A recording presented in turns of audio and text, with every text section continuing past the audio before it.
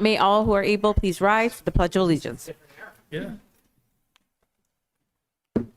Pledge allegiance to the flag of the United States of America and to the republic for which it stands, one nation, under God, indivisible, with liberty and justice. Okay, great. So I will hand it to Allison for her update. I'm going to hand it off right away to our our favorite presenters whenever they come, Erin Laprade and Kristen Dada-Wall, who are here from the Burrow to give us a little update about the Burrow and Sugar Shack and how everything's going in the program. I feel like I was just here. The year always goes by so fast. It's a little scary. Good for you. Yeah, I know. You're all the time. All right. Well, good evening, and thank you for the opportunity to share this annual update on the Burrow program and the Burrow Sugar Shack. Can you all hear me okay? Yeah. Okay. As Allison said, I brought Kristen with me this year. Kristen Dada-Wall is the manager of the Sugar Shack, and we figured we would tag team a little bit on the store part of the overview here. I'm going to just provide a little summary of what's in your written memo there that I provided to you. So when I reflect on this past year, 2025 really stands out as a period of evolution for us, not just in terms of growth, but in terms of refinement. It was a year when many of the major investments we'd been planning and building toward came online. We spent much of the year settling into our renovated lower level and learning how to best utilize both the physical space as well as some newly implemented technology systems. As those pieces began to take hold, we were able to build more intentional processes, procedures, and routines that better support student learning, while also strengthening our operational efficiency. At the same time, we began implementing the next phase of facility improvements, particularly those tied to expanding the production and fulfillment capacity of the Burrow Sugar Shack. Together, these advancements have positioned us well for sustainable long-term growth. And I'll provide a little bit more on that as I go on. Equally important has been the continued strengthening of our external partnerships. Our Phase 2 vocational internship sites remain strong, and we continue to see students successfully transition from in-house training within the Sugar Shack into these community-based placements. That progression from school-based learning to real-world employment settings remains one of the most meaningful indicators of program success. We also deepened our collaboration with Best Buddies this year, with the organization now serving as our provider for pre-employment transition or PREET services, an alignment that allows us to expand the scope of vocational skill development opportunities that are available to our students on a regular basis. And this year also marked the launch of our new parent transition program. The transition to adult services can be one of the most stressful and uncertain periods for families.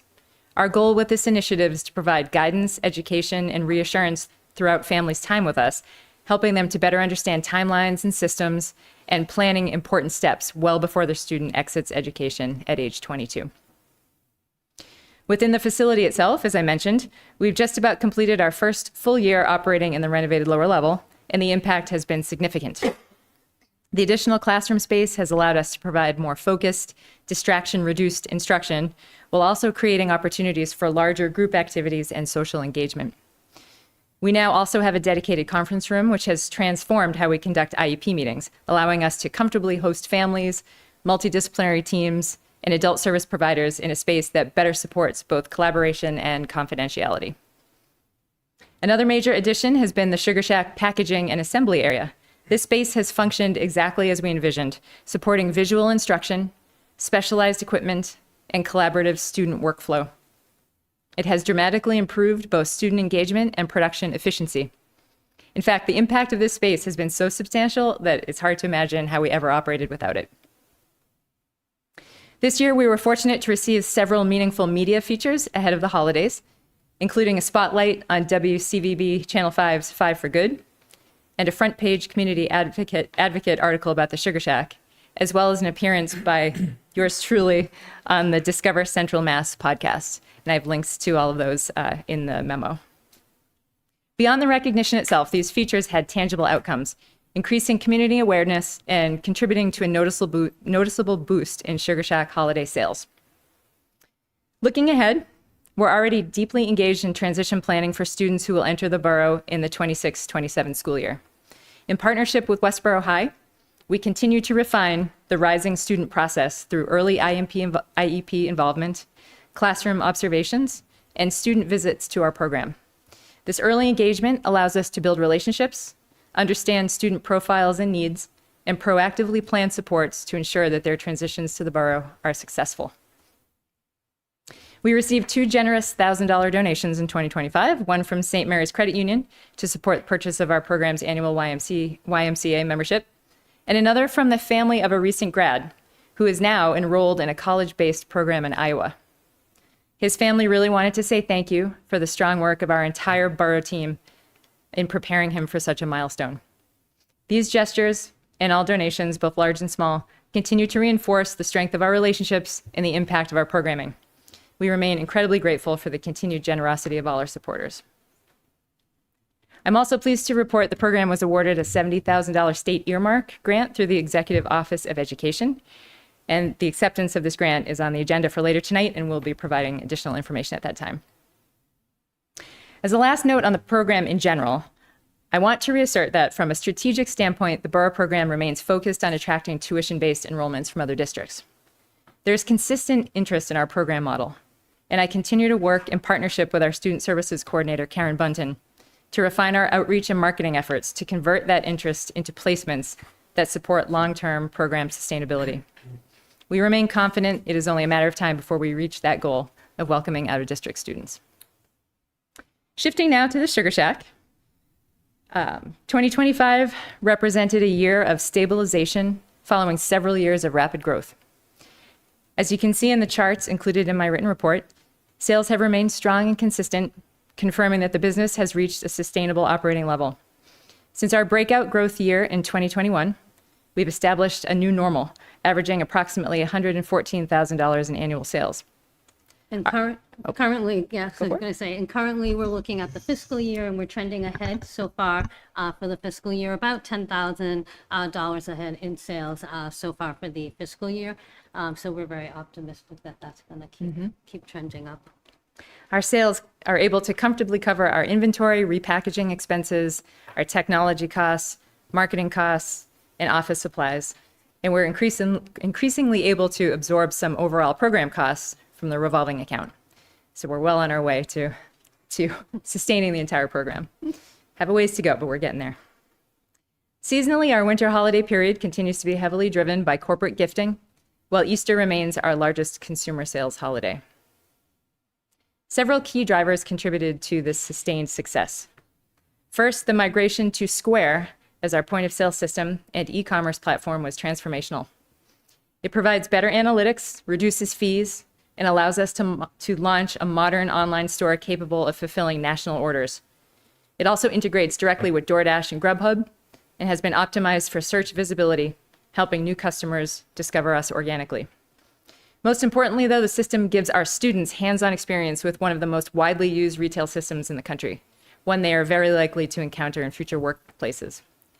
Just to kind of give you an example, like our old system was a little cumbersome. And today, we were having students, they were packaging things. So now we have some students, they can do the whole process. So they package things, they get everything ready, they count it, and then they go into the computer system without any prompting, like it's part of the task. They go into the system, they add the product to inventory, they put it out, it's very independent. So this system has allowed us, it's just it's an ease. It's so much easier for our students to be able to do that whole task on their own. If I say, hey, and they're like, oh, I got it, putting it in the system, and I'm like, okay, and they're just on their own going.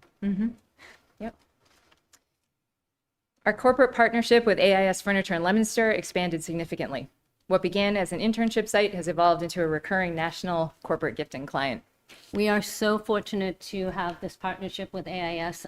Currently, we do a lot of pop-ups with them at their location, and they love interacting with the students. The students will share information about the program while also selling Sugar Shack goodies. But also some of their other locations in New York and Chicago have also reached out, and we have now shipped multiple orders to New York and Chicago. They have They want our information on the packaging, but they also have a Radiance program where they support programs like ours. And so they have that on there, and they just love the partnership with us. So it's been amazing.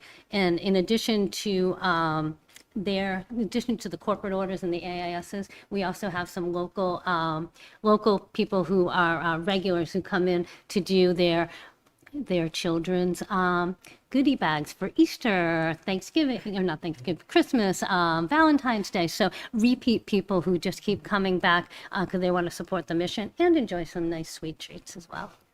And we're seeing people that come to us for their company's corporate gifting after maybe receiving, a corporate gift from their insurance agent or something. So what they're getting is impressive in the packaging, and of course the mission, it's memorable, and it's I feel like, you get gifts for things you could easily like, oh, that's nice, and then you forget it. But what makes us happy is that the vision of it and the meaning of it is sticking with people. So our fundraiser, sorry, where was yeah, our fundraising partnership with the Boy Scouts continued for a second successful year this past year, providing a strong model for future collaborations. And finally, media exposure, as I mentioned, played a meaningful role in driving both awareness, customer engagement, and online traffic.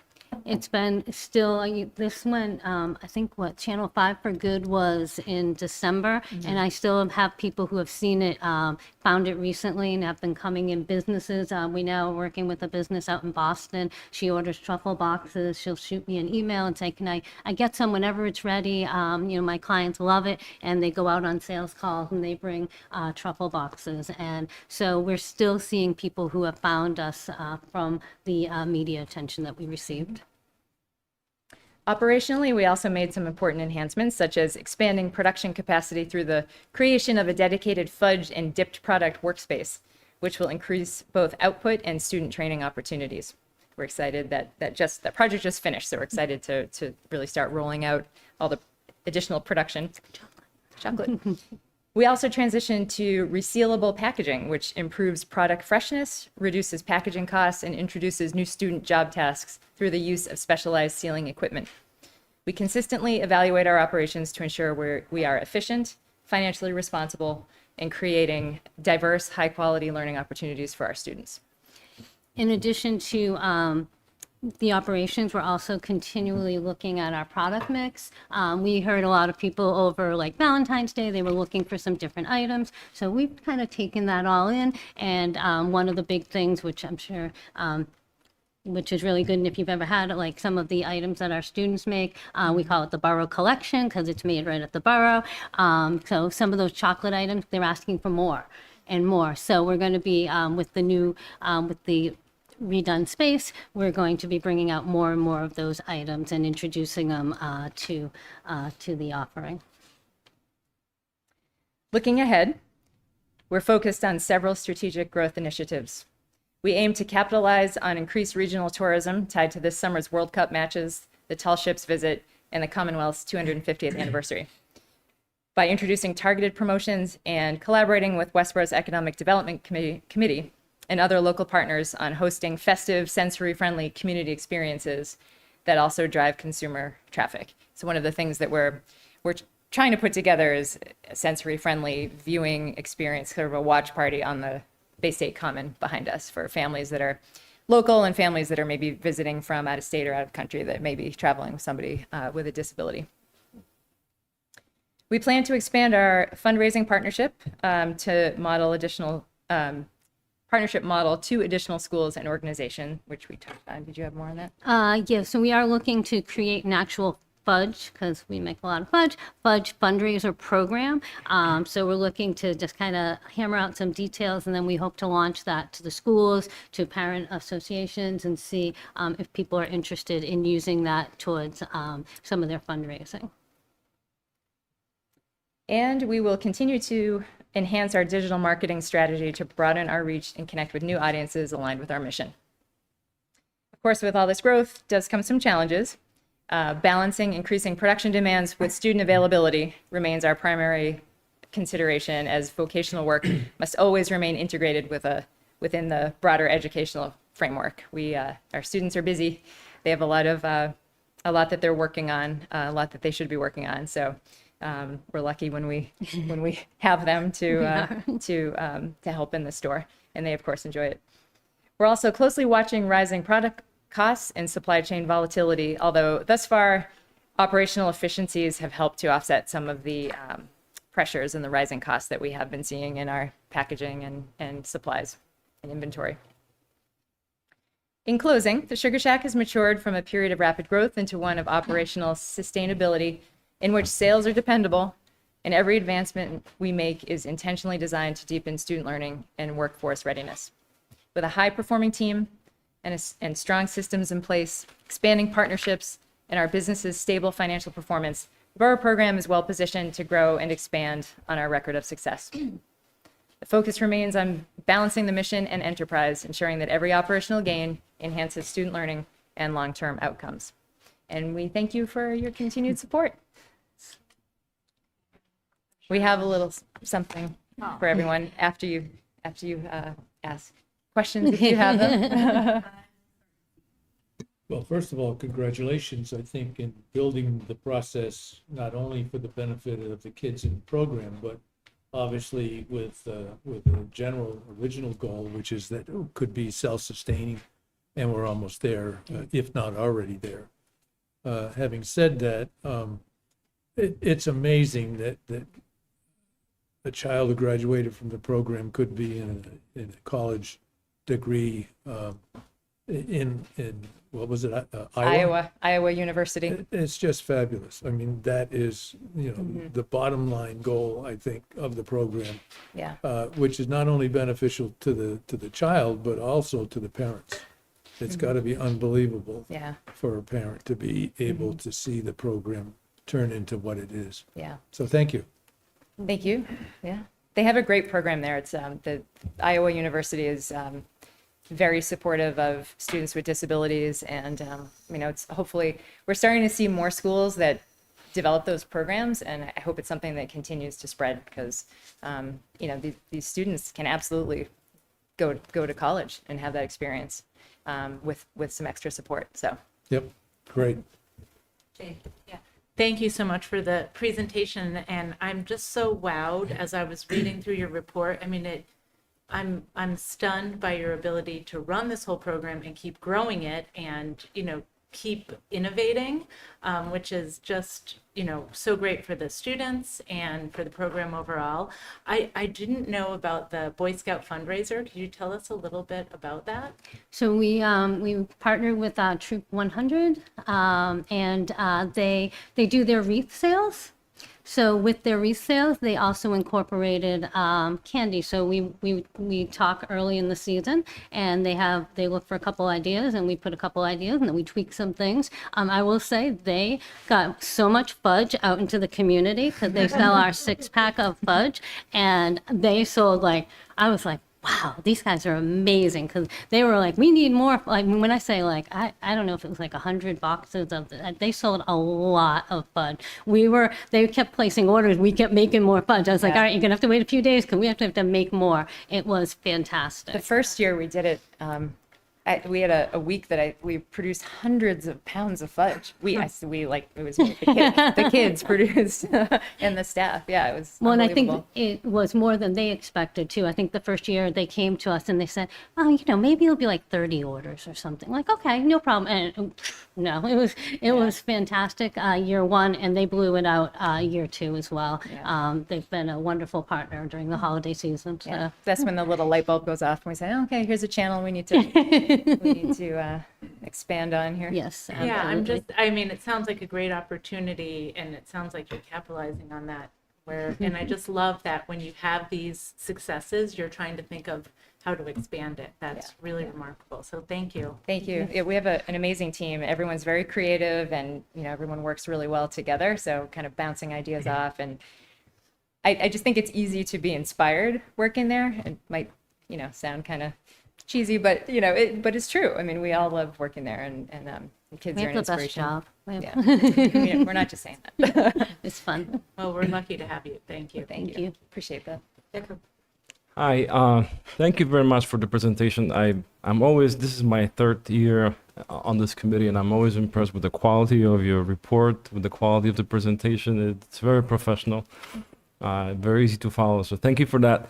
I'll make a quick correction. It wasn't the Troop 100, it was Pack 100. Oh, sorry. It's the you. Cub Scouts, so that's the right Little guys. kindergarten to 5th grade.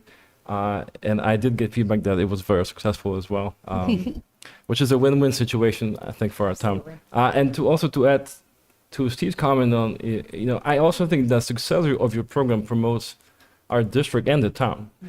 So I think, you're doing a wonderful job. I was curious, how many students are currently working at the Sugar Shack? Well, we currently have 6 students in the program. We started the year with 9, and we've had 3 age out over the course of the year. Well, 2 age outs and 1 move out of district. And as I said, now we're starting to have the students who will be rising to us come in. So our numbers fluctuate a bit. And they all work in the store during the day as part of, their educational day. And then we have, I think all of them I think everybody right now. with all of them are onboarded to work after school, with the exception of one who I think is still doing his onboarding paperwork with HR.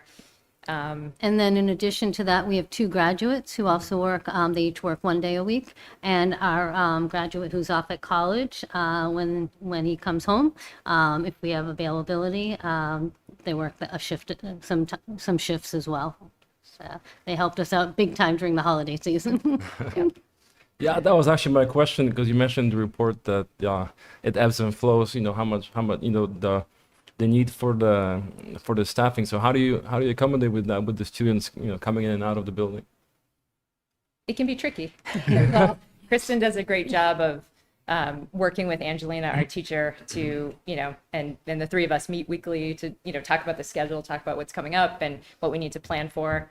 And as I said, the students are off at other internship sites. They're at the YMCA. They're at the Hopkinton Center for the Arts. So it's really finding those times during the day where we can have the crews are in the store, and then Kristen figuring out, okay, this crew is going to be working on this order, or this in the store on the register, and then these guys will be working on fudge, and it's kind of it's a little like During it's like the- planning You make D-Day, it work. like, where's During the everyone? holiday season, we have so many scales, and at one point we had all scales. I walked around and every scale is being used for something right now, which was fantastic. We had people downstairs doing things. We had people in the kitchen weighing and measuring. We had people in the store doing it, and it was just kind of cool. It was like one of those moments to kind of stop, and I'm like, wow, we're really busy, and everybody's doing something in a spot to get things ready for the holidays, and it was just really cool. Yeah. Wonderful. One more question. Last year we talked briefly about other towns, other districts reaching out to you, and you were reflecting on possibility of maybe starting some kind of a consulting approach or franchising or something. Have you seen uptick in interest in that after the TV feature? Or We still do get inquiries, and after some of the TV spots, we seem to get more, but oftentimes it's people that sort of miss the piece that these are students, they're still under 22 and enrolled in education, and we have I sometimes find myself helping families learn about adult services because their individual is older, so always willing to help those people. But yes, we still get inquiries about the program from other schools, and imitation is the best form of flattery. They, as I've said in past years, most of them embark on a mission to try to duplicate what we're doing in their district. So, that's been a challenge to our mission to bring in a tuition in student, because, the schools end up trying to keep their students in house and then have, enhance their own programming. So, Karen Bunton and I are really looking now at, how we've done some data collection with other districts and other programs that do, get a lot of referrals. Well, what ones are you getting, and what are you seeing? What are the needs? And so we're trying to just dig into that and then just hit the right, mark and do a whole new, wave of reach outs to districts that we maybe spoke to a few years ago. And because things are always changing, just like in this district, finances are changing and needs are changing. So we're just really trying to stay on top of it, keep the lines of communication open, and as far as the consulting, I definitely am always happy to help because, the more the merrier, the more districts that can serve these students the way that we do, that's fantastic too. So I will, certainly consult. And the way that we're handling it is at this point, it's kind of just based on like, well, how much of my time is this requiring? If it's just a couple of conversations, but if any district is interested in really, really duplicating what we're doing or even having sort of a Sugar Shack 2 or something, then that would be the next level of consulting and maybe franchising, but I think that's down the road. But everything, every possibility is out there. Excellent. Thank you very much. Thank you. Thank you. Thank you so much for the presentation. Always so exciting to be able to hear everything that's going on. And I guess my first question, just to piggyback off of Yakub, because that is in part what I was thinking about, other towns and communities. And, I'm just curious if you have any thought as to why, this has worked so well in Westborough. Like, is it just like then other communities haven't been able to start something like this? Like, is it just like a lack of initial buy-in or? Honestly, I think it's having the right people at the right time who are willing to do the hard work. And, back in 2017, 2018, when Amber Bach and Sherry Stevens kind of embarked on this took the idea and ran with it. I think the school committee at the time, the civic organizations, it was the right mix. Everything just, right place, right time. And I think just in talking to other districts, I always make sure that they understand that. Like, if you're going to try to do this, you need the buy-in from the community. You need to get out there and hit the pavement and be talking to people and really, be compelling in making the community understand why this is important and why it's a benefit to the district, to the taxpayers, to the entire town. And then you need to, in our case, it just happened the right facility was there that could have a program on one side and a storefront on the other. So I think, to some degree, it was luck on our part, on Westborough's part at the time. But I think, there's enough people in other districts that see that value, and I think are really trying to run with it in their own towns. So. Yeah, so I'm sure it's a tremendous amount of work to run, let alone start as well. But I just think it's so wonderful. I'm always surprised that I don't see it in other parts of the state. But my only other question, and I appreciate all the breakdown you give is here in terms of some of the financing and the things you do for fundraising. I was curious. I did see that there was a state grant or state earmark. It looked like. Is that something that has been received historically, and do you expect to see that potentially in the future? Was that more of a one-off? That was definitely more of a one-off, and I know we're going to talk about it later too. So, but I recognize that the program has grown to the point where we really need a second vehicle. We currently have a minivan for the program, but our students are off everywhere in small groups, and there's one group that'll be going to an internship site while somebody else is going to the HCA in Hopkinton, and we're needing to try to coordinate with the high school to borrow one of the athletic vans. And it's just challenging because there's only two of those, and there's, a lot of the sports teams and different groups that also need to use those. So, just in thinking of, all right, well, what do we really need to add to the program? I just knew that we had to look for a second vehicle. So I had gone around, trying to find donations from different groups and looking into grants and things. And I reached out to Senator Moore's office.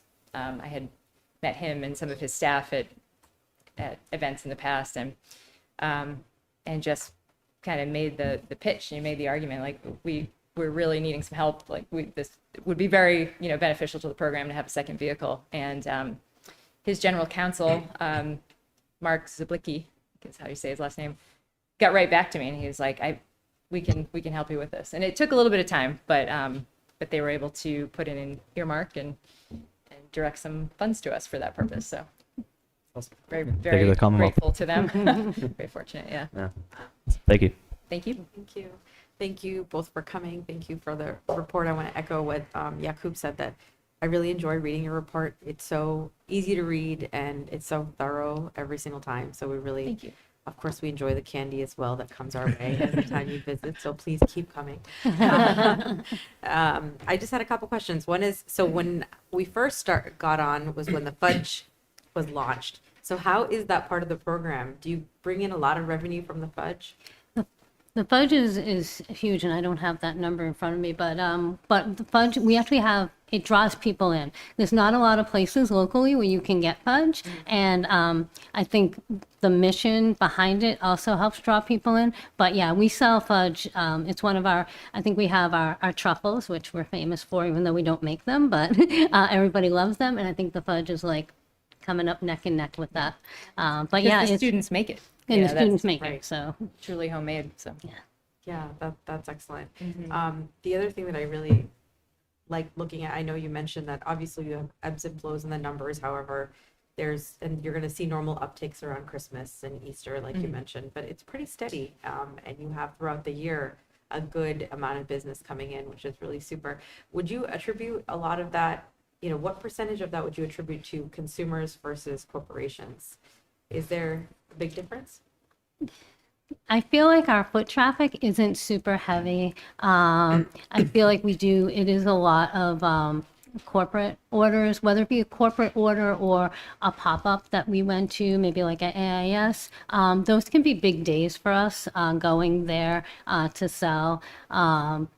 And the foot traffic is a little trickier. Not when it's not, a holiday season. So the positive of that is we have a lot more that we can bring in, and we get that foot traffic up and keep our keep our corporate up, and we have a lot of room to grow with the foot traffic. But the foot traffic's definitely been a challenge. Some of it, it's a great storefront, but it is Main Street, and it's a tricky road at times. But we are very, when we have a half day, it's very busy at the Sugar Shack. We get a lot of foot traffic on those days from the kids and stuff, which is fantastic. And one thing that we have seen is, while we might not have a ton of foot traffic, we've seen a growth in the average order value over the years. So, there might be, just to say a number, there might be 30 people who come in a day, but they're spending $20, $30, so. And then, the kids come in and they'll spend $1 or $2, and that's, great too. But we have just the trend over the years is a growth in that number. So that's a positive thing. Yes. And then my last question is really around the model. So I know that initially when this was launched, there was a hope that at some point you were going to be able to get out of students from other districts to come in. And I think it's wonderful that there's other districts that are also trying to replicate this. Do we have any true replications of our model, meaning that somebody that you've provided the plan to a town that has actually, like, I had heard something about Shrewsbury, but I wasn't sure if their Maple and something was a similar. I would say that they're the closest. Okay. With Maple and Maine is their store. So it's not the same kind of a business, but we did work with them as they were setting up the store. And it is tied to a program, to an 18 to 22 program like we are, versus say Sweet Inspirations, the candy store in Milford, which looks very similar. We help them get started as well. They're not connected to the school. They're run by a foundation that employs people with disabilities, but it's people of all ages, not just 18 to 22. Okay. So, has there been any thought around how, maybe this may not be a problem that you necessarily or an issue that you want to work on, but drawing in some folks, is that part of I understand that was always a goal, and I see that districts are trying to now come up with a better way to do it in-house. Are there any plans or ways to try and draw in some students? yes, we're definitely, as I said, we're talking to other schools and programs that bring in referrals or putting out referrals, and just trying to get a sense of, like, why are the referrals going out? What are the needs? Are they significant, behavioral needs that a district isn't equipped to, to serve? Or like what exactly is prompting districts to go out of district? And I think, initially the thought was, well, maybe it's needing a really great vocational program. So, here we have this program with the Sugar Shack, and but some of our data has come back to show that it's a lot of social emotional needs. But I think it's not an easy answer. I think for districts too, it's a lot of times it's simply a financial question, and if a district is able to keep a student in-house, they will do it versus sending them out, and then transportation. So, all that we struggle with as well when we have students that might have to go out of district. And just lastly, for clarity, was Sugar Shack the first of its kind in Massachusetts? Yeah. Yes. It was. I don't know if all the folks know that. I wasn't sure. I thought it was, but we try to drop that. Yeah, for sure. Yeah, we had to That to go change to the State House. legislation because this mimics a technical high school performance, and it's not allowed for a comprehensive high school. So state law was changed in order for us to do it. Oh, that's Yep, impressive. to have the revolving account. Yeah. Yeah, Yeah. excellent. It's really cool.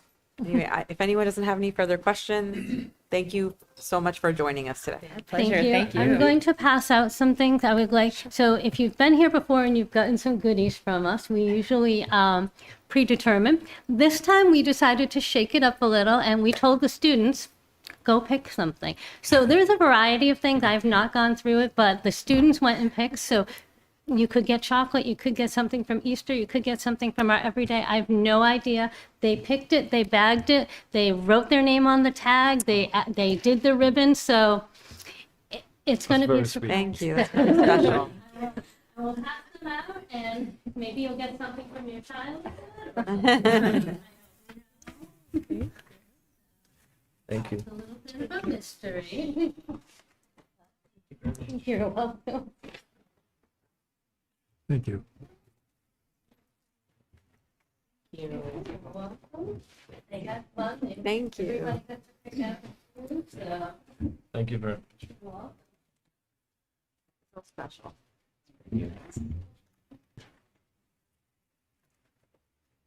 Thank you so much.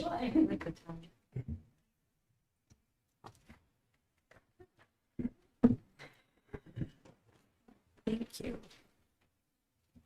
Okay, Alison, I'll let you Great. continue. Go. Wonderful.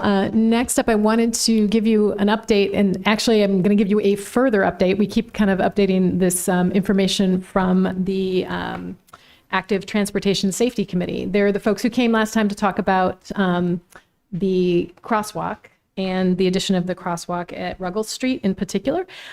They heard your feedback and took it back to the ATSC, and at their February meeting voted to adjust the article to include a rapid flashing beacon and added funding to that. I think I linked a version that had it at $75,000. As of this morning, or last night, I think the final version of the warrant is for $82,500, and it is Article 19 now instead of 18. So late breaking news. We tried to get that to you as soon as we could, but this is it. And the nice news is I think folks came, they advocated, they listened to you, they took it back, and they are going to try and offer this up at town meeting, and they're looking for your endorsement. So later on this evening, under action items, that's one of the things to vote on. I don't know if there are any questions, but I can try and address them.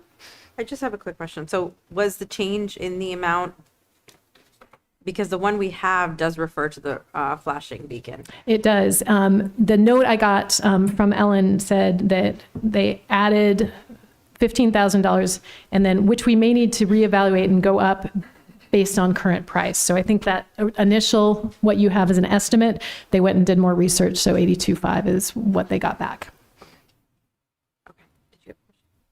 It was the same question, Yeah. because it was 48.6 Yeah. I know. Before, yes. estimate at the last. Right.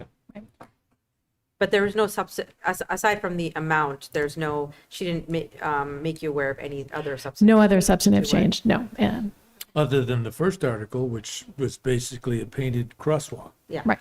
versus now one Right. that I believe is an absolute necessity to protect our kids to the best of our ability. Yeah. So I obviously support this version. yes. Do you guys want to take the vote on this now, so it's out of the way? Sure. Yeah. Someone want to make a motion? Motion to vote on warrant article, it's 19. Second.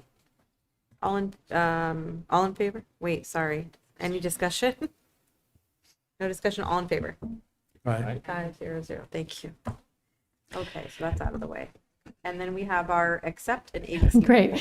Next up, you'll see a slew of things from me. And this actually comes from a conversation that I had at the Accept board meeting. We went through the process of reviewing what are the things that really should be put in front of school committee on an annual basis.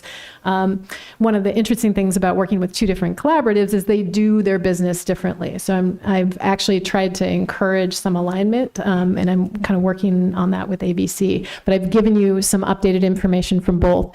But just so you know what we got back in terms of looking at the state regulations, the things that you will be presented with on a regular basis are quarterly information and updates on their activities, included but not limited to any programs and services, a report on any significant changes in program services, budgets, or property, a copy of the collaborative agreement and any amendments, if we have those, a copy of the annual budget and tuition rates, a copy of the annual report and financial audit, and you see those for ABC here tonight, notifications of applications for any real estate mortgages, a copy of any capital plan approved by the collaborative board, and any additional information as might be requested by a vote of the member district.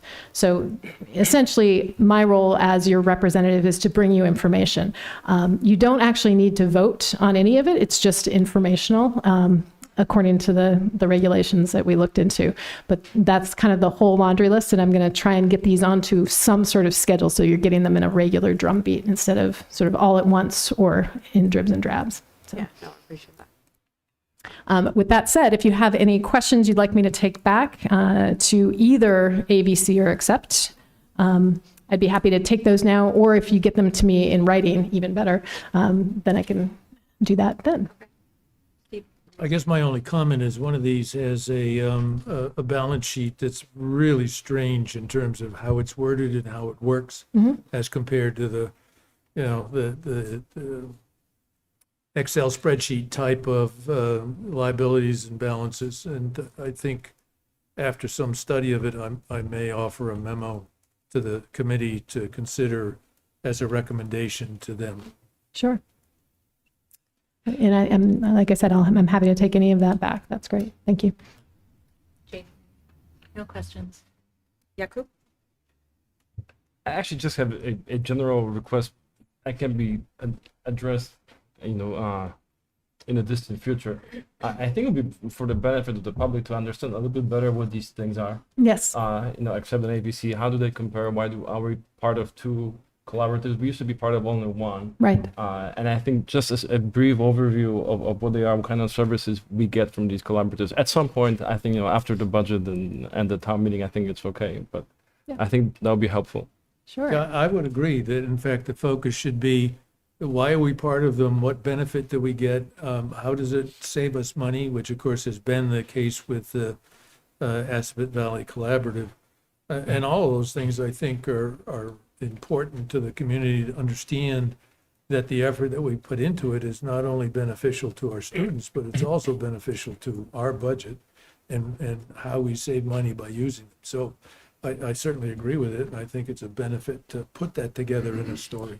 Absolutely. And, one of the things I've said, I think I've said here, but in other places as well, the role of the collaboratives is evolving right now in an interesting way. And I think some of them are shifting in terms of the types of role that they fill, and looking to make shifts. So for example, the Accept Collaborative is now exploring programming for post-22 options for students and things like that. So they're really trying to find their feet in a time when they are seeing a drop in enrollment in terms of their student populations in the K-18 range. And I think some of that drop is because many districts are building stronger in-house programming, and then students, instead of going to collaboratives, kind of go to the next sort of more intensive programming that's available in private schools. So there's interesting things going on there.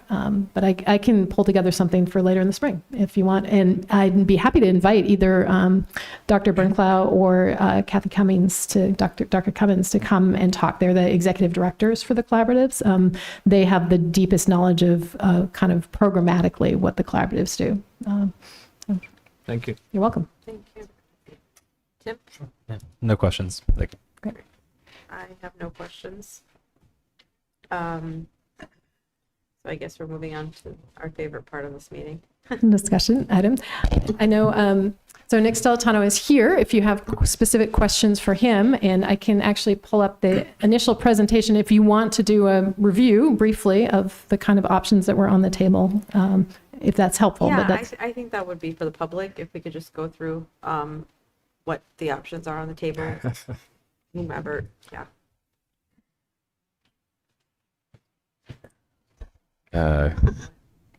Good evening, school committee. It's happy to be back. Not that you wanted.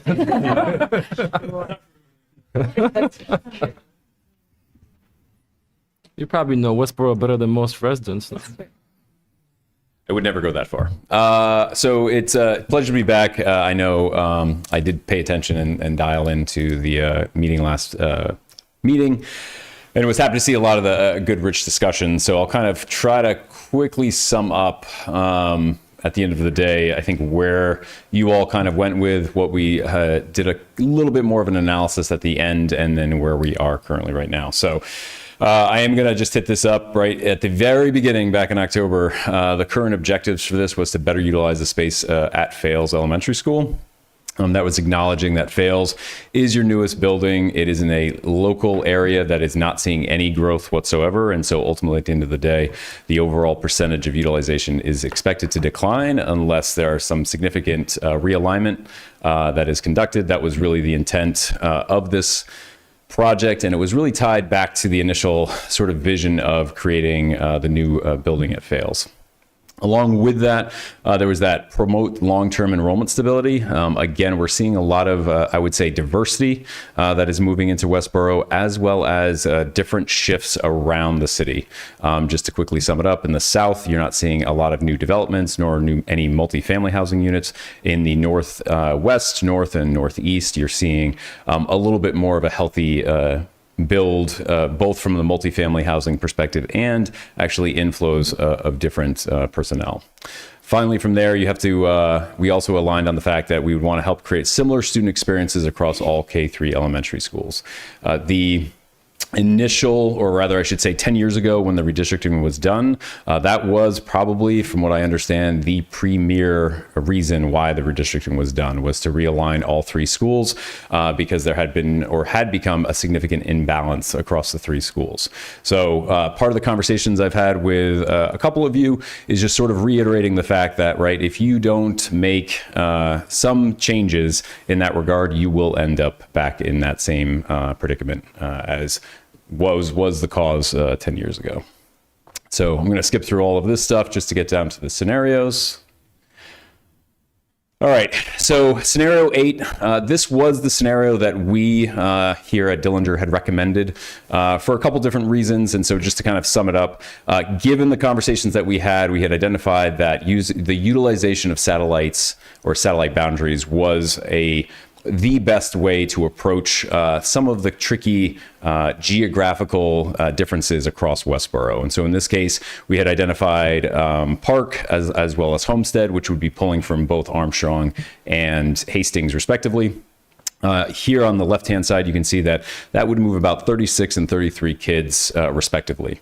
If we were to do that, generally speaking, that increases the overall utilization at Fales, but not to the significant extent that we think it would make a meaningful difference. Hence, we went looking for a couple different solutions in terms of what we were looking for. There are a couple, I would say, boundaries that were considered both on the east and the west side. Those were discussed and ultimately thought of as not good options for a couple different reasons. One, those boundaries had been redistricted in the previous time, and we were attempting to try to avoid doing that. We did get feedback from some of those areas indicating that they had they didn't want to move, and ultimately that the neighborhood that we had identified on the east side was actually much broader, and so keeping neighborhood integrity together was sort of an important piece. And so if we extended that boundary, that would actually add too many people, and so we kind of played that game a little bit back and forth. So through our working group that we had, it was suggested that we look into sort of the downtown area of Westborough as a potential option, both from the context of being able to find that sweet spot in regards to the neighborhood, along with the appropriate sort of population size that we're looking for, as well as the different demographic sort of mix that we were looking for. So in terms of this case, as we identified those two areas and moved them down into Fales, what we felt, and I'll kind of come to this, was that it kind of achieved a bunch of different things or really maximized what we were trying to do. One, it optimized Fales utilization at 83%. We did do a couple different modeling with the principals specifically, and they indicated that anything above 85% is really starting to push Fales to the limit in regards to what we think would be a conducive educational environment. Key piece here is that it relieved Hastings and Armstrong. It is important to note there are 4 new multifamily housing units that have been identified that will be built out in Armstrong and in Hastings environment. There was some discussion about moving them down to Fales. However, one, timeline wise, that's not going to happen for at least a year, if not longer. And some of the bus rides were somewhat prohibitive in regards to sending them down to Fales. So though a unique and very good idea in terms of, well, let's just move all the new facilities down to Fales, practically speaking, or I'd like to say administratively speaking, it's, I don't think, going to work out in terms of what we're trying to accomplish now. It did ensure equity. This was in terms of thinking about the balance of student demographics across the schools, achieved the highest rate. One of the conversations, obviously, that came up during the last meeting was the idea that, well, what is 4% of student demographics versus individuals walking? That truly is the question at hand that you all have to sort of, I think, grapple with.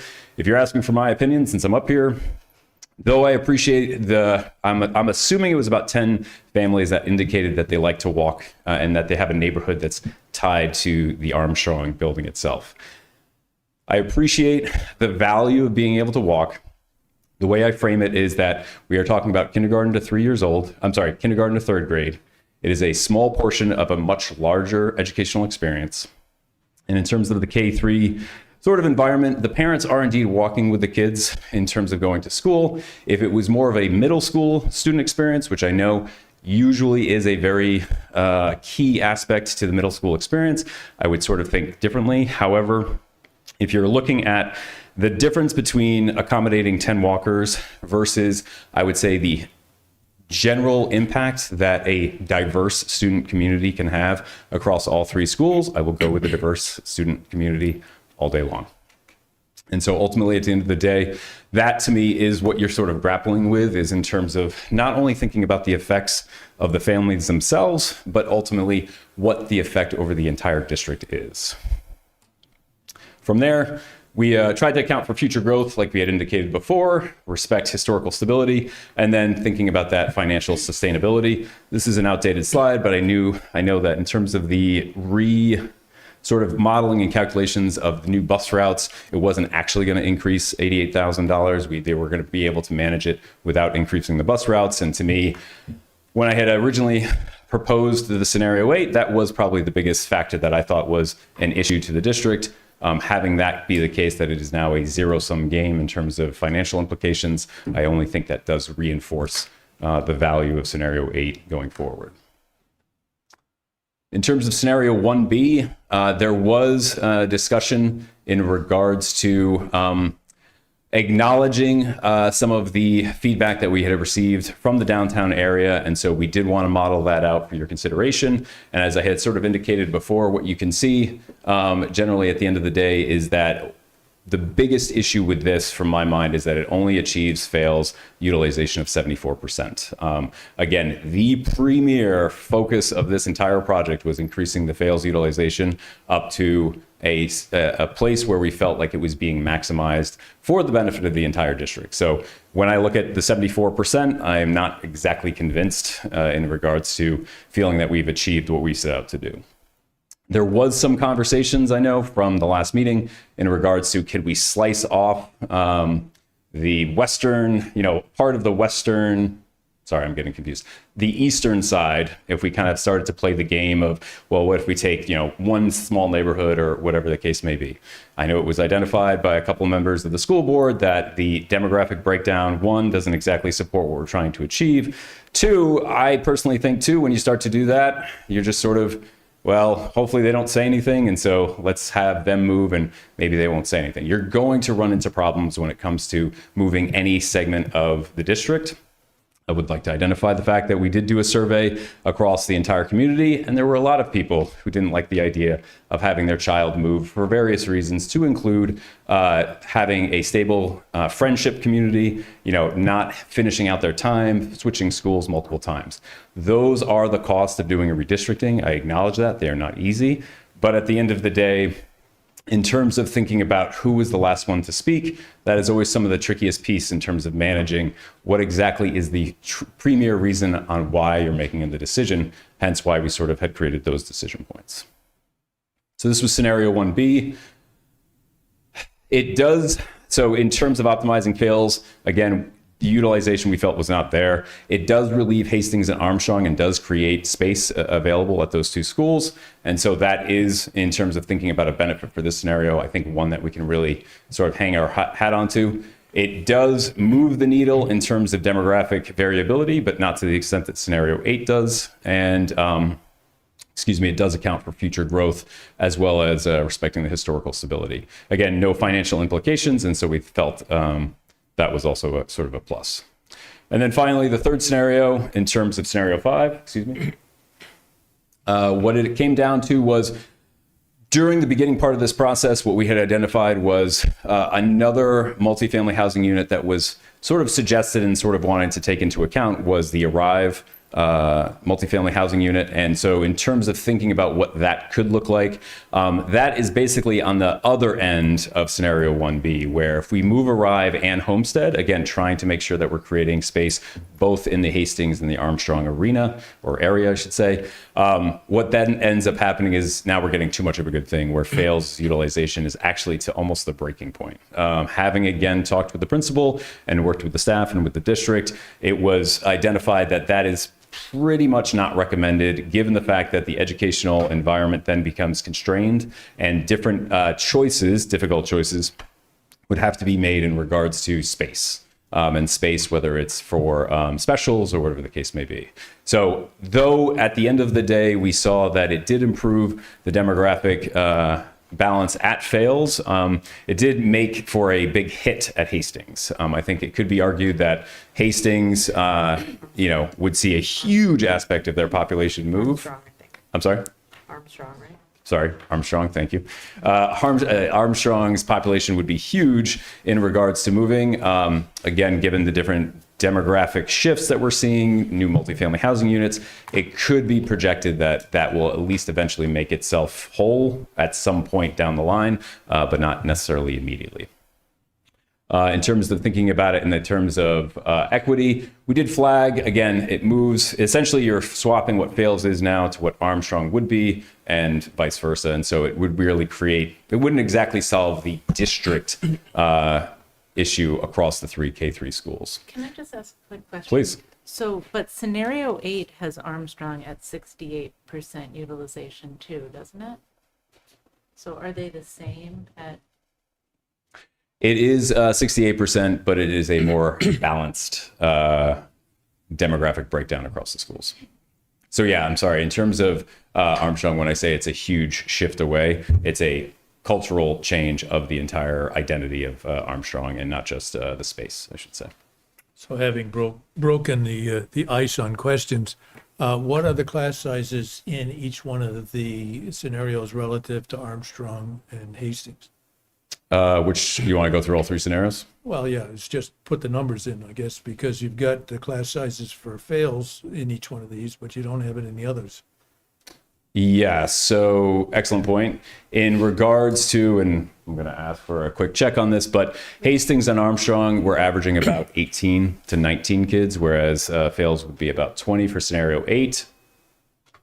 Scenario 1B, again, it's all around 18 to 19 because you're not seeing an increase. It could actually be lower. And then scenario 5, you're also seeing, again, this is where Hastings and Armstrong could be anywhere from 17 to 18 to 19, depending on how they organize the sections. Whereas Fales, you're going to see a kind of a high bump in terms of probably almost 21 class size. Thank you. And so, in conclusion, that is where we stand in terms of the 3 scenarios. I will say, in terms of thinking about how this process worked, we did try to identify and play the sort of puzzle game in regards to moving all of the various pieces in which to optimize, I would say, the set of decision points that we had all identified at the beginning of the project. At the end of the day, we have run a bunch more scenarios that we did not present because they did not work in the context of either utilization, demographic breakdowns, or other aspects of the district that just wouldn't sort of play out. And so we wanted to present 3 scenarios that we thought provided you, as painful as it is, trade-offs in terms of what could and is important to the community and to the school committee as a whole. And so at the end of the day, I appreciate and do feel sorry that the 3 scenarios do, I would say, aptly provide you with significant choices that you have to make, but that is the nature of the game with the redistricting process. So I appreciate your time. If there's any questions, I'm happy to answer. Okay.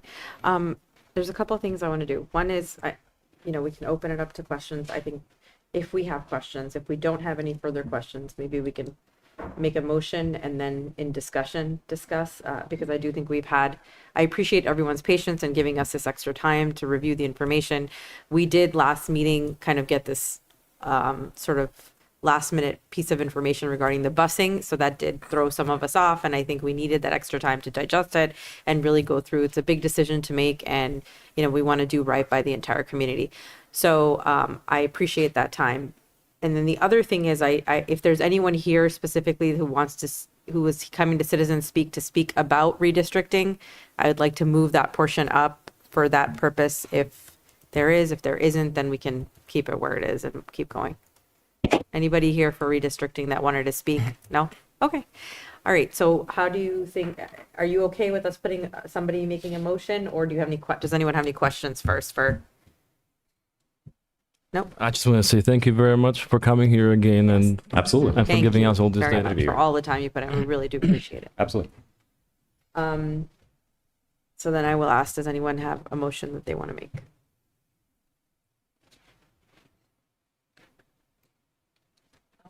No. Okay, I'll make a motion, but we're gonna have We'll have discussion, discussion, right? yeah. For scenario 8, to vote in favor of scenario 8. I second. Okay. Now I'll open it up for discussion. Anyone who wants to say anything? Steve, anything? No, I want to defer my vote until everyone has comment. Okay. Jane? Okay, so I feel like I've been through all of these scenarios so many times, and we have the piece of information that I needed to make my decision, which originally I thought that phasing in Fales to full utilization made a lot of sense, because going from 60% to 84%, I know the Fales group can do anything, but that's, it's a lot. And so 1B with these new communities was very appealing to me, thinking that if they were coming online soon, the numbers looked pretty good, that they would fill out Fales. But since the last meeting, we have information on the timing of those communities, which the earliest would be over a year away and, longer for the rest of them, and information on busing, which just looks like the kids would be on the bus for too long. So with that information, although it doesn't change my feeling about not being comfortable moving the downtown, but, to achieve the goal of this redistricting, I think that 8 is our best option. Thank you. Jakub, anything? Yeah, I'll just add to what Jane said. At the last meeting, I was actually supporting 1B because I couldn't support the scenario 8 because of that additional cost, and that that changed shortly before the meeting, and so at the last meeting already I was already leaning strongly towards scenario 8, and I still keep this position.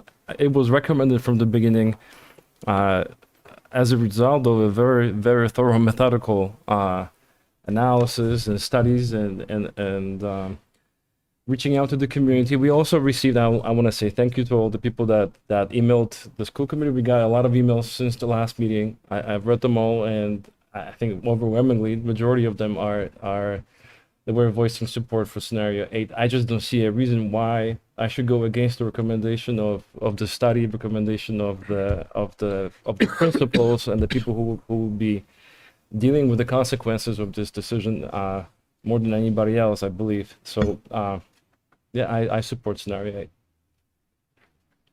Tim. Sure. Yeah. I guess I will just say that, I echo Yakub and just thanking everyone that did reach out and took the time to offer their thoughts and opinion. This is certainly not a decision that we take lightly. I do echo Sarah as well that we received some feedback that people wanted a decision made, but that, I did appreciate and think that we needed some additional time. I did get the chance to connect with Nick, which I really appreciate, and answer some questions there as well. And I guess I'd say I do feel like I'm able to speak for everyone on the committee, just saying that, assuring the public that, everyone has the long-term best interest of the district and, the health of the schools in mind. So I personally am leaning towards scenario 8, but yeah. So I also, again, I mentioned last time I struggled with this decision. I still am not, extremely happy with the fact that we have to move folks from the downtown.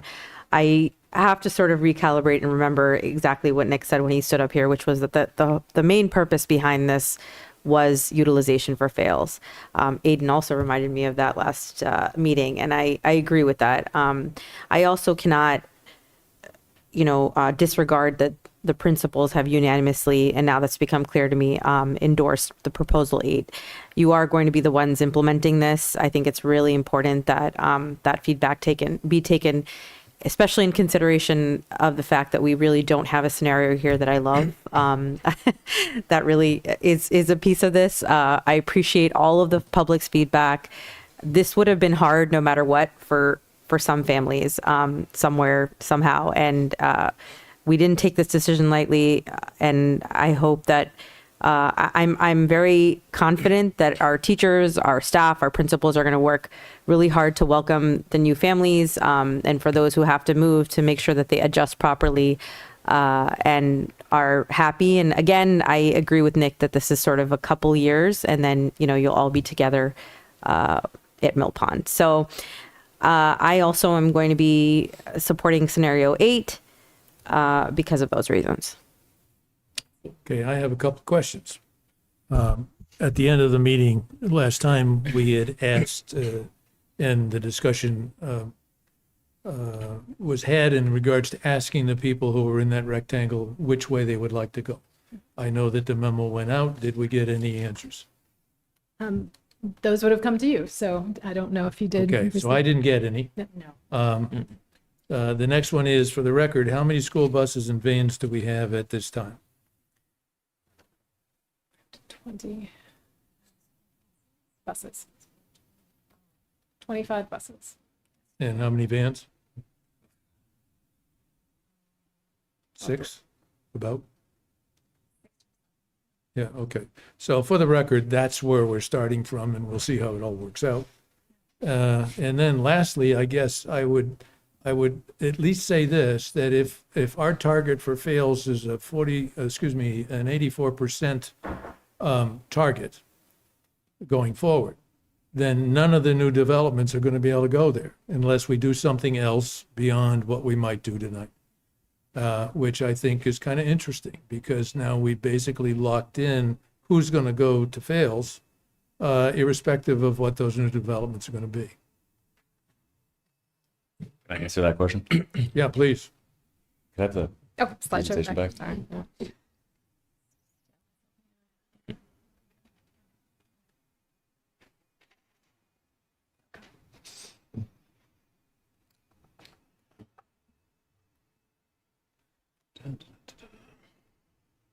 All right. So the one piece that I think, though accurate potentially, what we did try to do was show that if you used the current scenario and looked at how the historical enrollment had changed, I'll sort of identify, even with the current sort of setup that we're doing, and you can look at fails, it is basically from 21-22 would have been 450 down to 390.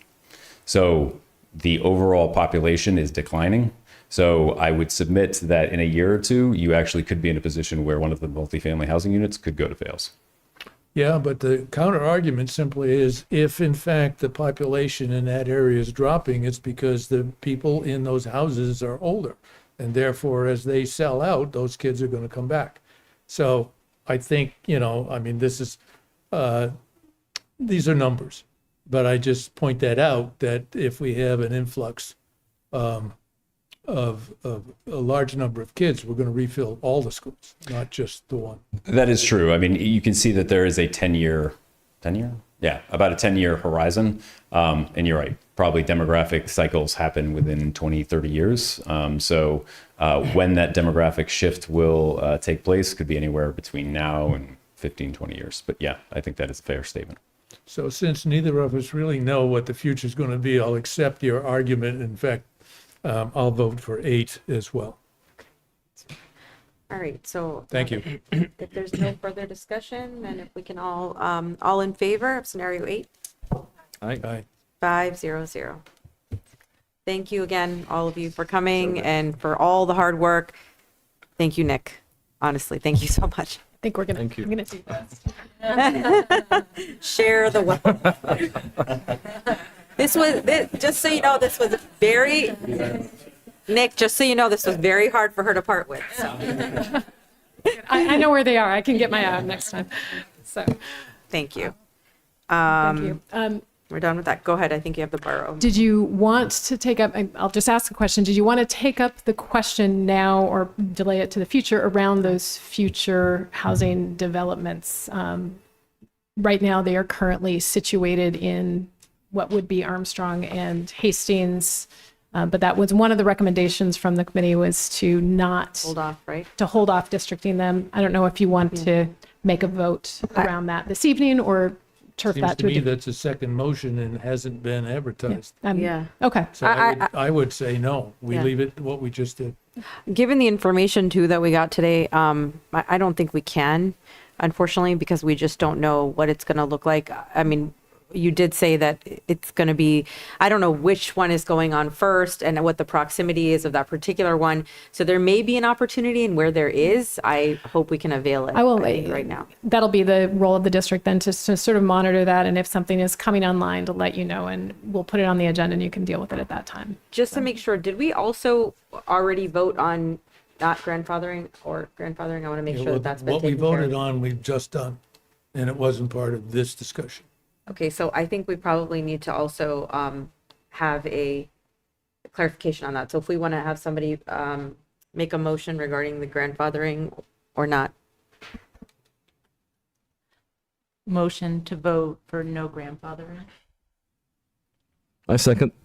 Any discussion? This, so I was on the subcommittee, Sarah and I were on the subcommittee. I wasn't aware the subcommittee made a recommendation on a scenario, but I know the subcommittee this was very clear in the subcommittee, which comprised of parents and teachers and school committee, that we didn't grandfather. And so I think, that's going with the subcommittee, and the principals have already talked about all the work they're going to do in this transition phase to welcome the new families. I agree. Any other further comments? I would just state that this is sort of unnecessary because it wasn't included in what we already voted. But I guess I could agree that this is a clarifying vote to make sure that people understand that. Yeah, that's what it's for. All in favor? Aye. 5-0-0. Thank you. All right. Next up, we have a discussion around this earmark funding that you heard about a little bit earlier. And I'm going to invite Aaron Laprade back up to talk a little bit about the proposed use of that. And that actually kind of comes into contact with an earlier discussion we had about ZEB policy. So, Hello again. Yes, so we did receive an earmark from the Executive Office of Education in the amount of $70,000 for capital expenses for the Burrow program. And given the nature of our community-based programming, our staffing ratios, the frequency of offsite learning, and the future potential need for a wheelchair accessible vehicle, we are requesting to supplement our minivan that we currently have in our fleet. This would eliminate the need to share the Westborough High Athletic Bus, significantly improve scheduling flexibility, and better position us to meet the needs of our current and potential future students who may have mobility challenges. Westborough Public Schools has obtained 3 quotes on transit van-style vehicles. A 2026 Dodge Ram ProMaster, a 2026 Ford Transit 350, a 2026 Ford Transit T350, and I thank our facilities department for doing that for us.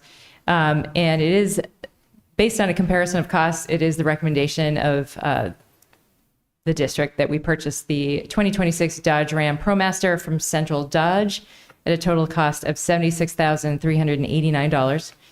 And any cost exceeding the allocated earmark will be absorbed by the borough revolving account. And I think, I don't know, Anita, maybe you can speak more to the EV end of this, or Allison. I know Tony from facilities did request EV quotes from these vendors as well, and they do not carry. There's EV just versions. no availability for this specific kind of specifics that we need for this particular vehicle in terms of accessibility at this time. So we'll keep that on the list for future.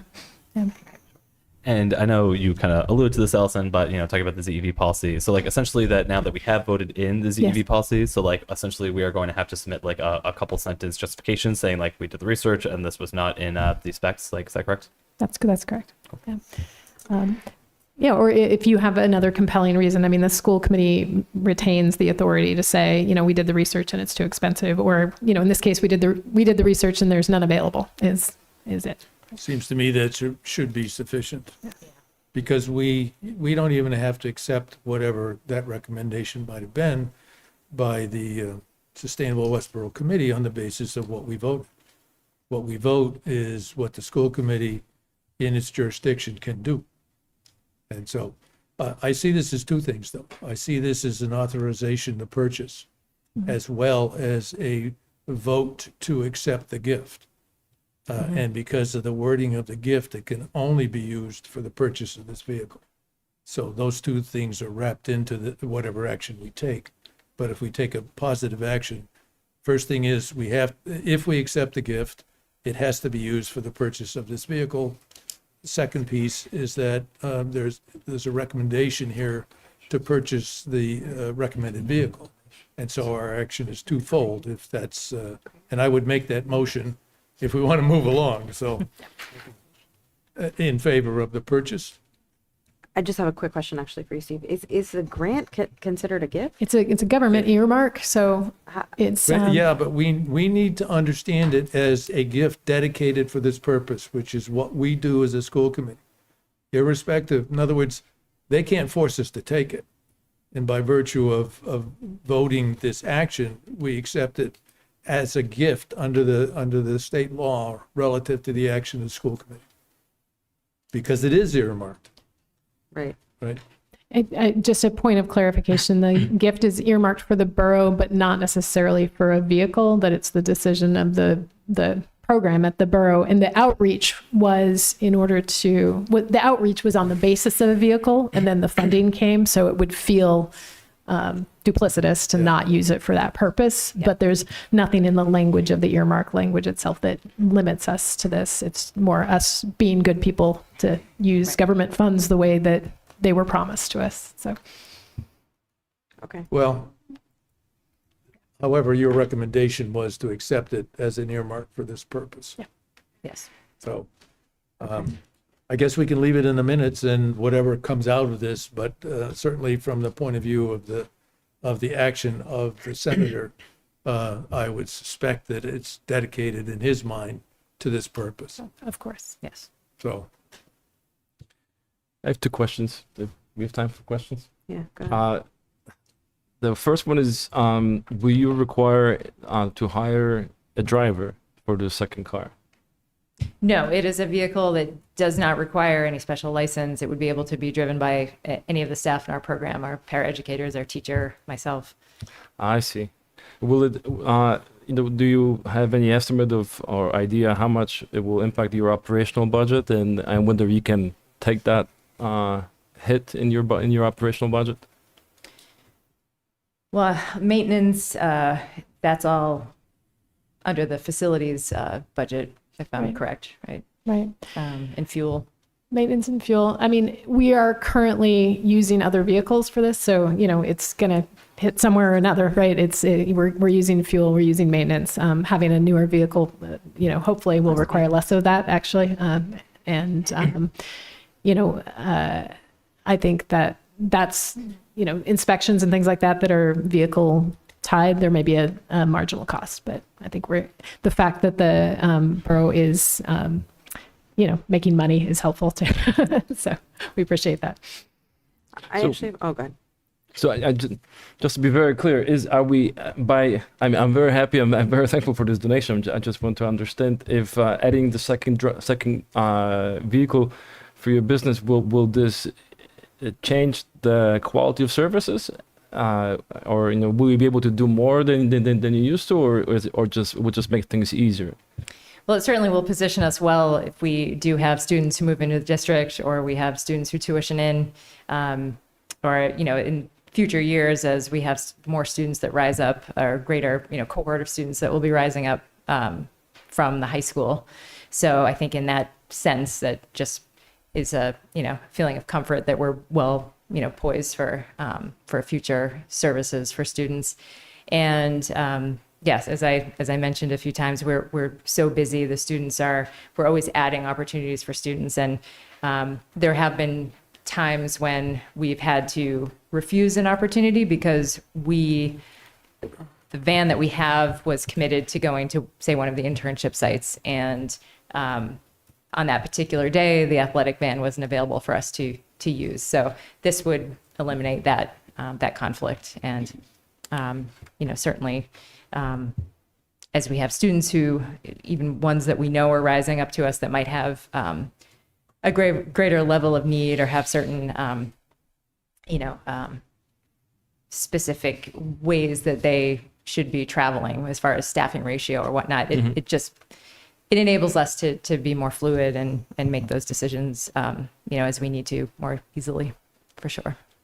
Okay, thank you very much. Sure, thank you. I have a quick question. I don't think this is being contemplated, but because there should be sufficient, already vehicles that are being used. But since this grant is specifically for the borough to be used for the purposes of, we'll make our motion for it to be for the borough and the way that the grant was intended to be used. So then there would be no possibility of it being used in the district for other uses if that would be something that would be beneficial? Well, I know with our current vehicle, we have lent it for to assist other students at times. I don't see. Fairly rare. I think generally it's, the priority is here. If there was a situation where it wasn't being used and we had a thing and needed to find a vehicle and that was the one, I think we would take advantage of that. And it's all part of the same district. But and kind of similarly to how the borough is currently accessing the athletics vans, those are prioritized for those programs, and but they're able to be used by other programs if need be. So Sure. No, I just want to understand, because if we're getting a grant that's specific for the borough, then I'm wondering if that is going to impair our ability. not that there is a need at this point, but sometimes there could be a need where it's a district vehicle at that point. I would think that we would want to be able to use it wherever we need to use it if the need were to arise. So I was just trying to get clarity around that, but, okay. Well, it's in the sense that it's discretionary of the borough to make it available to somebody else, albeit on the basis that the quid pro quo of having used other vehicles in the past is in the, I guess, in the bailiwick of it being a borough use in order to create the opportunity to use somebody else's vehicle, let's say if it's in the garage. Yeah. Right? So my concern is that in fact it is a earmarked vehicle for the purpose of the borough. And so that in fact, let's say in some very strange circumstance, that in fact it went to some other division of the town. That's what I'm saying. And what I'm trying to say is if we accept it as a gift under the role that acceptance of gifts by the school committee means that it's for the purpose of that gift and can't be used. Let's say we'd have to ask somebody if we wanted to either sell or trade this vehicle. I mean, for example, the police department historically had, for their vehicles when they had ceased useful purpose for the police department, were given to some other branch of town.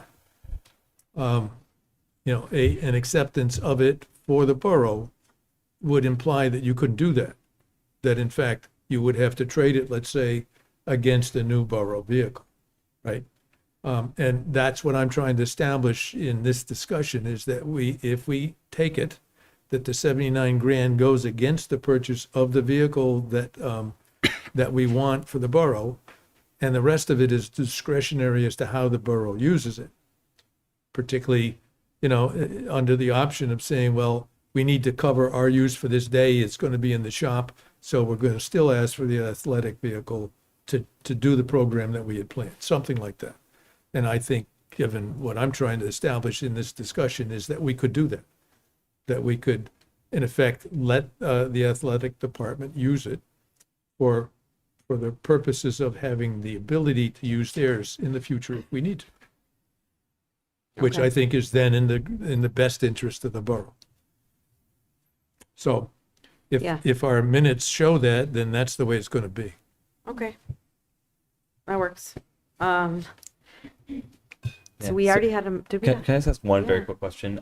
What is the plan? Do you have a sense yet of the current vehicle that we have? Like, is that going to be sunsetted at the end of its useful life, or like would we be looking to buy a second vehicle when that is no longer operational?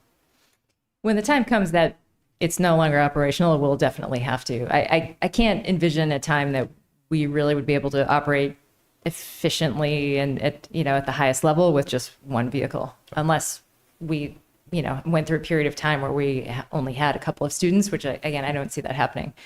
So yes, when the current Dodge van reaches the end of its useful life, we would have to cross that bridge and trade it in and try to, Just want to make sure I understood. Yes. Thank you. Well, actually, this vehicle that you're going to be purchasing is actually it's not of the same specs as what you have, correct? So Correct. You actually can transport more folks in the van than you'd be able to actually transport in the truck that you're going to be getting, correct?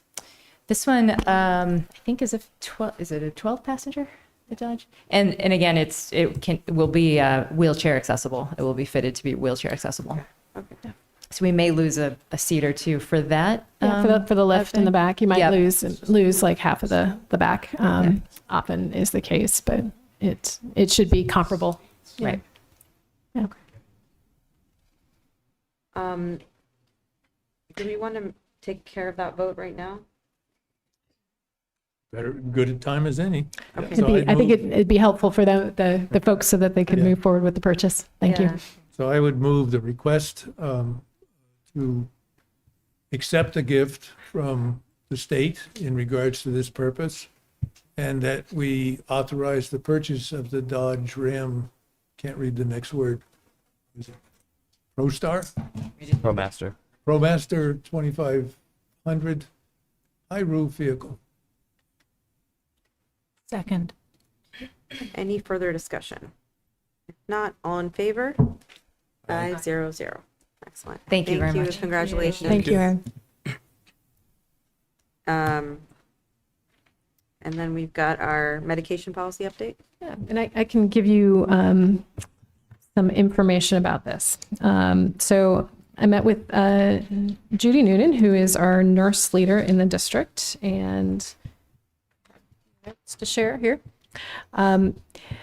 What you are received in your packet is sort of a red line version. The highlights are parts that are changes, and you'll note it looks like there are a lot of changes, but I want to put that in context for you. So medication policy must be reviewed and updated every 3 years, or every 2 years, and then every 3 years, the Massachusetts Controlled Substances Registration must be renewed as well.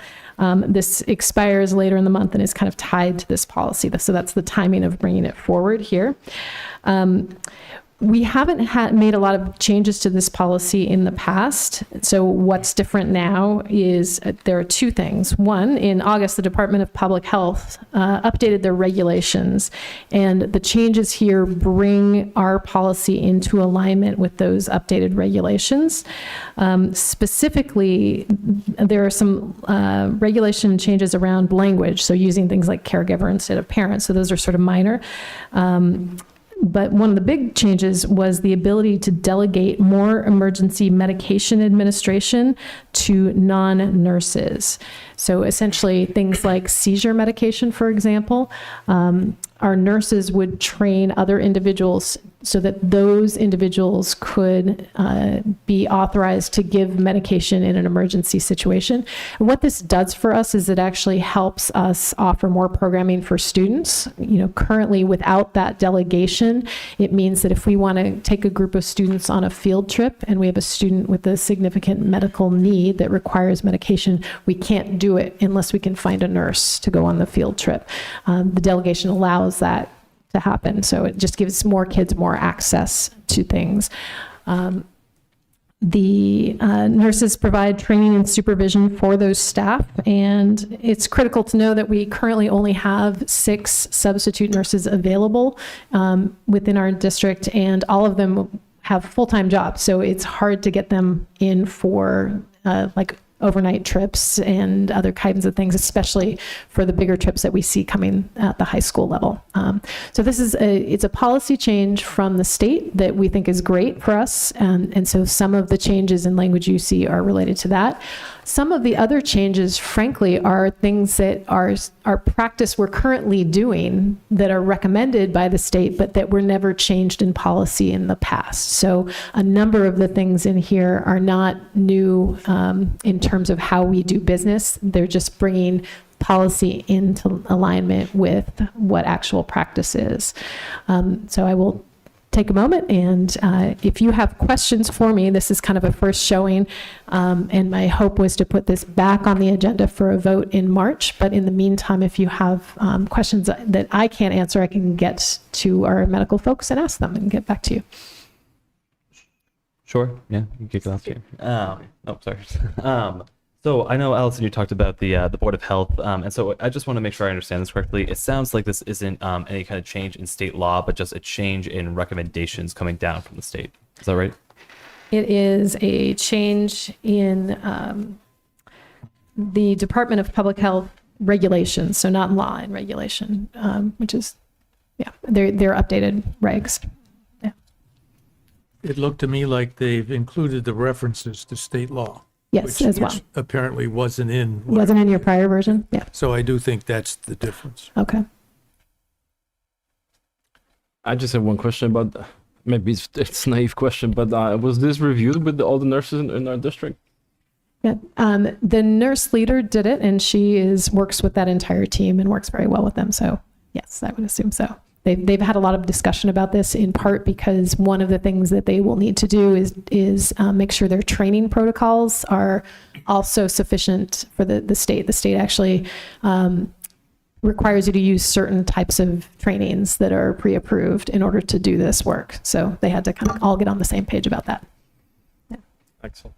Thank you. My question was similar to Yaku, but so will this put more of a workload on the nurses? I mean, there's like additional information. It sounds like they need to try to get from providers, et cetera. do you think? I think this that what is, they're already doing? those are some of the things they are already doing that are just reflected then in our policy Okay. more clearly. Thank you. I think for them, mostly this is a win in the sense that, it again increases our capacity to do things for students without stretching them, putting them in a situation of feeling like either I, of my own free time go on this trip or students don't get to go. So. Yeah, I appreciate additional time to look at this. That this Of course. surprises me given potential liability associated with it. But I understand that it's easier to administer these types of treatments or medications more broadly and probably more effectively if we have these trainings in place. So My sense of the purpose of having the trainings that are pre-approved by the state and the kind of very clear policy is Sure. to insulate against exactly that. It is, but I Yeah. don't think it still would absolve us of any liability. I mean, there's a certain level of training that a medical professional has that's not the same as what these True, people would true. be getting. So there is a difference. And so- It's a limited, just to be clear, this isn't a wide range of medications Right. that require massive expertise. I think the example of the seizure medication, it's a nasal spray, and I think it's not something that is, I think there are still many things that only our nurses can do. So Sure, I think, sure. yeah. So, but I guess my concern would be if there's a child that has this potential issue, and this is the reason for which we have a nurse with them when they're going, for example, on a field trip or something like that. Is the sole purpose we would have a nurse with them in the event that they need the medication administered, or is it in the event that they had a seizure and they needed some sort of other help? And I'm curious about that. Yeah, I can follow up on that. I mean, my understanding is it's really the medication, administration. If there was a child that required a nurse for other kind of ongoing care or monitoring, then we would have a nurse there for that. That's a different situation. Okay, I appreciate time to look at this. Yeah. And then I guess we move on. Do we have any citizens here for citizens' requests? We'll take the first person, then you can read it. Yep. Before we start, let me just read the policy for this part of the meeting. So, citizens, before we begin, we will remind everyone of the school committee policy regarding citizen requests. You must be a current resident of Westborough. Speakers are allowed to address the school committee about issues within the school committee's purview. Each speaker will be allowed up to 3 minutes to speak to the school committee. Written comments longer than 3 minutes may be presented to the presiding chair before or after the meeting. You are welcome to hand the chair additional comments in writing now or send them via email, and the chair will share them with the other school committee members. Public comment by residents at this meeting is not a discussion, debate, or dialogue between individuals and the school committee. It is an individual's opportunity to express an opinion on issues within the school committee's authority. Our role is to listen carefully to what you have to share with us tonight. Clapping, cheering, calling out, or any other noise during or following a speaker is not allowed. At the close of citizens' requests, school administrators may address what was shared by the speakers if they wish to do so. State your full name and street address. Speak directly into the microphone. Thank you. Wilfred Savoy, 41 Chestnut Street. I'd like to make a citizen's request. I did send out copies of this request yesterday with attachments, but I have copies for you tonight. Thank you. Thank you.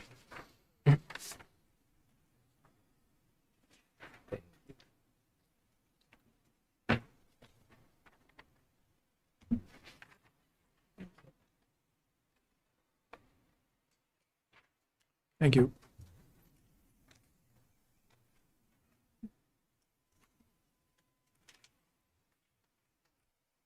Thank you, Mr. Savoy.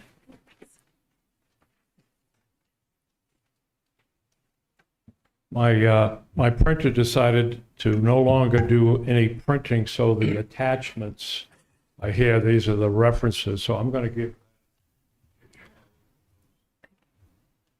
My request consists of basically three parts. One is to point out the need for relief of taxpayer burden. I've recalculated the data on the 16 communities, the new communities that we're comparing to, and we continue to rank low in terms of our income and high in terms of our expenditures overall. So that remains. Also, the data on the increase in property tax bills ranks us second highest over the last 5 years. So we are experiencing some difficulties here, and there's an indication that the town is really spending beyond the means of the taxpayers.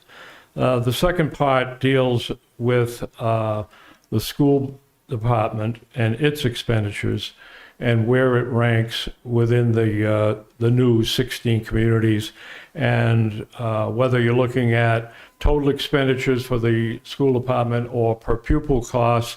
For the latest data, FY24, the school department ranks fourth highest, so in the upper quartile of the 16 towns. And the third part of the request deals with the budget transparency, the clarity of the budget that really engenders confidence in the school department by the taxpayers. I think this is something that's very important, especially during the time where we're looking at level services budget. I think that approach requires more scrutiny of the budget process, so it requires more information. The district has taken some steps recently. We see that there's going to be participation in the operation efficiency study coming up. There's periodic financial reports that are being given to the committee and presented on your agenda. And also there's been established a budget policy subcommittee as well, all very positive steps forward. But I do think that additional clarity, additional steps should be taken. I'm going to recommend three that I feel would bring more clarity, more support, taxpayer support to the budget and to the budget process.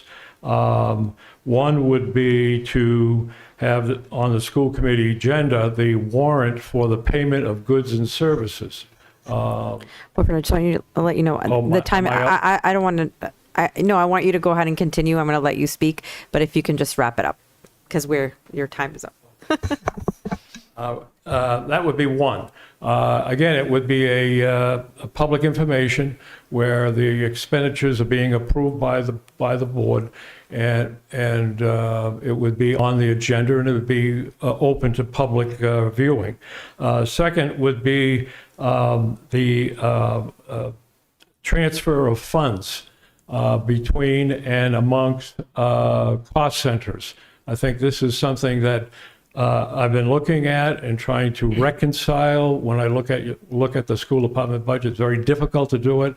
Been working with great cooperation from the superintendent and the director of business and operations to look at that and to get a clearer picture on expenditures versus an addition of all of the cost centers that appear in the budget. So when you add all those cost centers up, and then you get a reported number, it doesn't jive.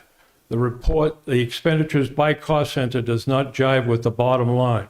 So that needs to be clarified. And that I think has to do with transfers and the transparency of that process.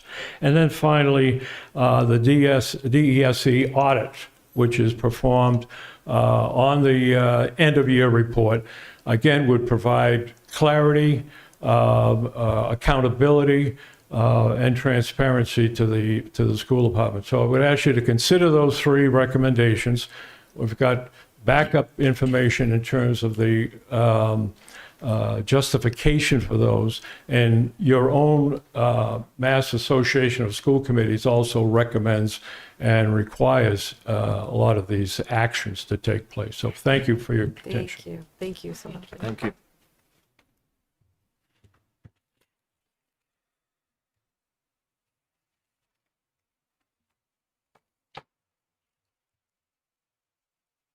Hi, Julie Squires, 15 State Street.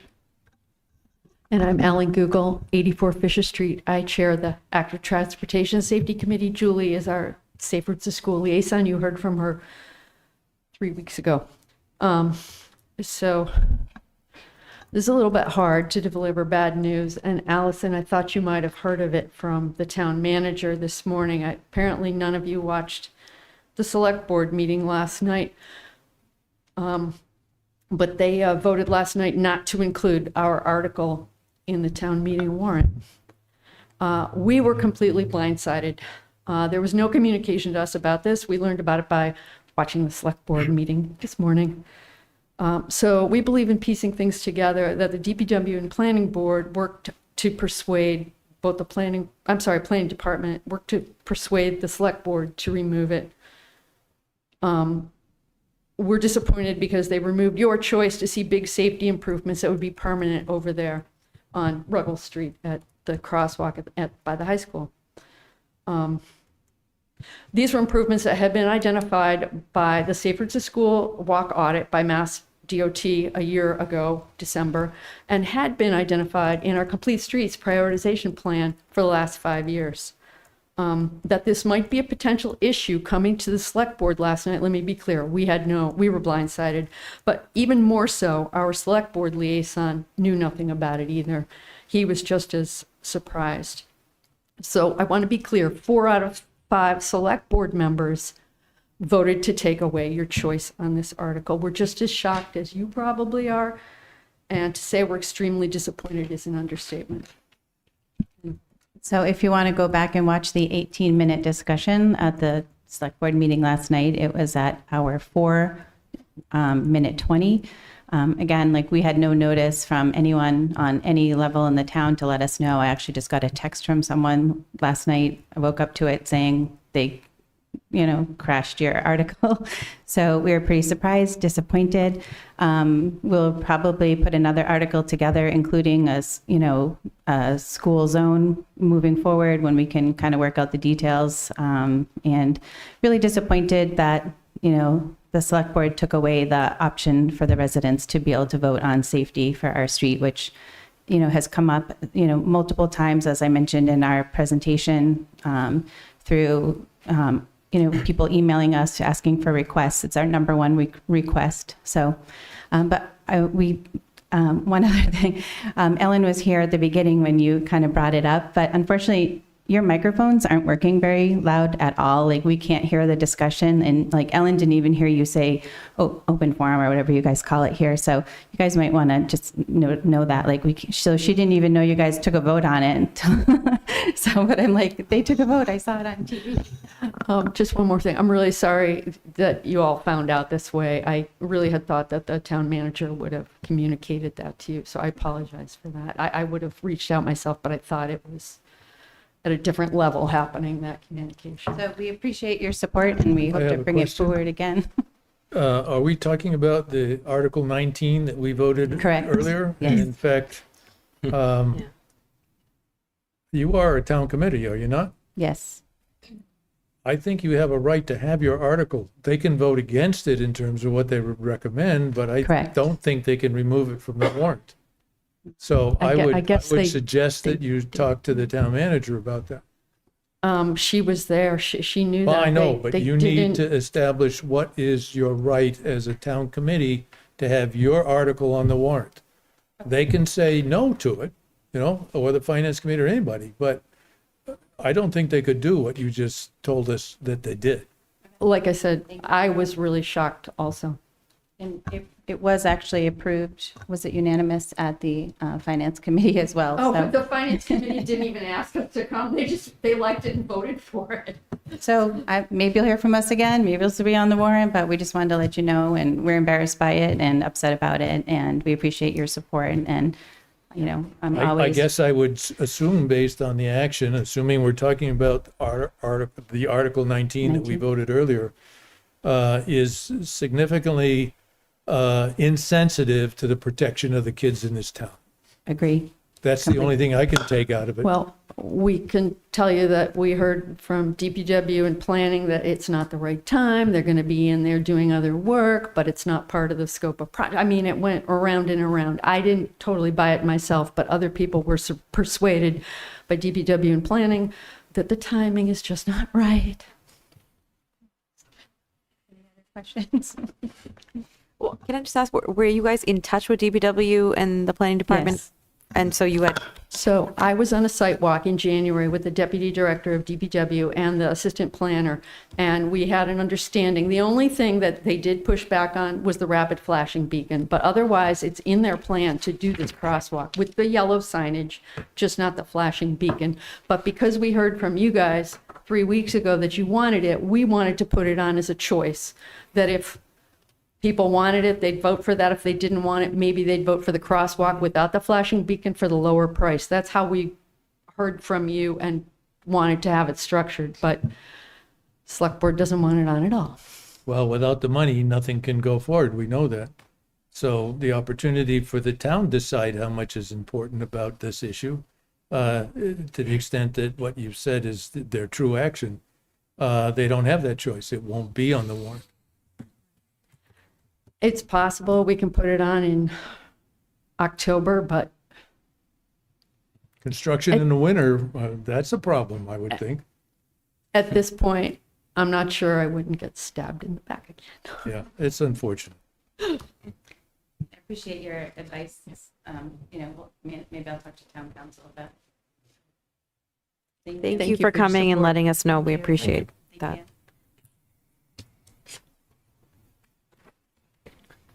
Okay. So now it's school committee reports. I'll start with Steve. I have nothing, other than to thank the town for the work they did as far as removing the snow. As we know from watching the news lately, that in fact, so many towns in the Commonwealth are in deep trouble. So I thank the DPW for at least getting us up and running again as far as the schools are concerned. And we heard them cleaning the streets out there and removing snow. So anyway, thanks again. They've always done a good job. Jay. Nothing to report. Yaku. Nothing to report. Tim. Quiet night, nothing to report. Jerry. Try and make this quick. It's run out of time and come off and breaks. Just a couple things. So Armstrong is holding a family bingo night tomorrow night from 6:30 to 8 at the cafeteria. They're also holding a fundraiser at Muya Burgers in Northborough from 4 to 8 p.m. this Saturday. And Hastings is collecting personal items for the Westborough Food Pantry this week until Friday, February 28th. Friday, February 27th. And then on March 3rd, Gibbons Middle School is going to be holding an all-school assembly with the Sandy Hook Promise organization. So they're going to have some parents from the Sandy Hook children, some parents from Sandy Hook coming in and speak to the kids, which I think should be pretty cool. And then registration for Westborough Little League Baseball and Softball for the spring 2026 is open. And then in mid-March, Westborough is going to be working with Project 351 to run a clothing drive for Cradles to Crayons, which provides low-income and homeless children in Massachusetts with everyday essentials. Great. Thank you. I have nothing to report. I think we've got just the minutes. Yeah, the minutes that we need to approve. I move the minutes of February the 4th, Do you have a second? 2026. Do you have a second? A second. Any discussion? If not, all in favor? Aye. 5-0-0. And a motion to adjourn. I move that we adjourn. Second? All in favor? Aye. 5-0. Thank you all for coming. Thanks for hanging in there, Jerry.